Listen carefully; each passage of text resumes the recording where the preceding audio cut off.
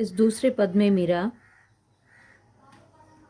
कृष्ण के प्रेम में जो पूरी तरह से वो पग चुकी हैं, उसके अलावा इस संसार में उन्हें कुछ भी नहीं समझ में आता है।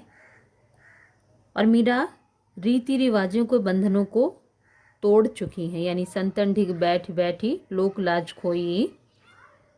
इस आधार पर वो कृष्ण के प्रति अपने अनन्य प्रेम और स्नेह को प्रकट करते हुए कह रही हैं कि मेरा ये प्रेम अमर है, इसे कोई नष्ट नहीं कर सकता, क्योंकि मैं पग घुंघरू बांध मीरा नाची। मीरा कह रही हैं कि मैं अपने पैरों में घुंघरू बांध करके कृष्ण के सामने नाच रही हूँ, अर्थात उनके प्रेम में आनंदित हो रही हूँ।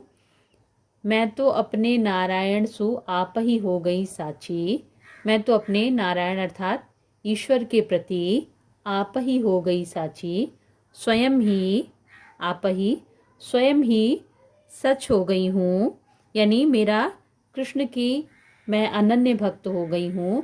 मेरा कृष्ण के अलावा किसी और में कोई स्नेह नहीं है।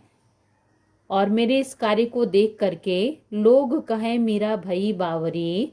इस संसार के जो लोग हैं वो सब कह रहे हैं कि मीरा बावरी हो गई है, मीरा कृष्ण के प्रेम में दीवानी हो गई है, पागल हो गई है। न्यात कहे कुल नाशी। और जो इनके परिवार के लोग हैं, न्यात अर्थात जो इनके परिवार के लोग हैं, वो कह रहे हैं कि ये हमारे कुल का नाश करने वाली है। यानी मीरा जो राजघराने की पुत्रवधू थी, उस पर वो कह रही हैं कि हमारे जो कुल के लोग हैं कृष्ण के प्रेम में मुझे बावरी होते हुए देख करके कह रहे हैं कि मैं अपने कुल के मान सम्मान का नाश करने वाली हूँ। अर्थात उन्होंने कृष्ण के प्रेम को पाने के लिए कितना संघर्ष किया, ये बताते हुए कह रही हैं। बिस का प्याला राणा भेजा। राणा ने कृष्ण के प्रति मीरा की अनन्य भक्ति को देख करके उनके लिए विष का प्याला भेजा था, यानी उनके लिए जहर भेजा था।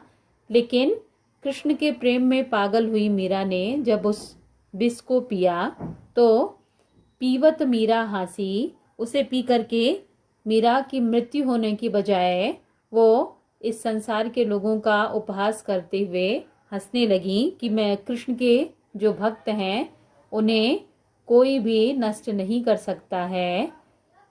मीरा के प्रभु गिरधर नागर।